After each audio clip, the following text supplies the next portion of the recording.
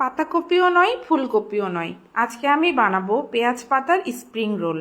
বাইরে ক্রিস্পি আর ভেতরে ফ্রেশ পেঁয়াজ পাতার দারুণ স্মেল, যেটা চা টাইমের জন্য একদম পারফেক্ট। পেঁয়াজ পাতার স্প্রিং রোল বানানোর জন্য কুচনো পেঁয়াজ পাতার মধ্যে বেশ খানিকটা তেল দিয়ে নেড়েচেড়ে মিশিয়ে নিতে হবে। এবারে কিমা করা মাংসের মধ্যে পেঁয়াজ কুচি, চিকেন এসেন্স, আদার গুঁড়ো, light soya sauce, oyster sauce এবং কর্নফ্লাওয়ার দিয়ে কিছুক্ষণ মেখে নিয়ে ওর মধ্যে দিয়ে দিতে হবে কুচনো পেঁয়াজ পাতা। পেঁয়াজ পাতাটাকেও ভালো করে মেখে নিতে হবে।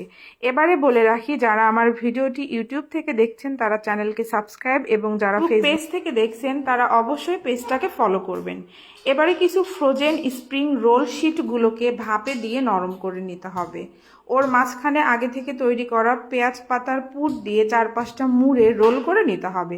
এবারে রোলগুলোকে ডুবো তেলে লাল লাল করে ভেজে তুলে নিলেই কিন্তু রেডি পেঁয়াজ পাতার স্প্রিং রোল।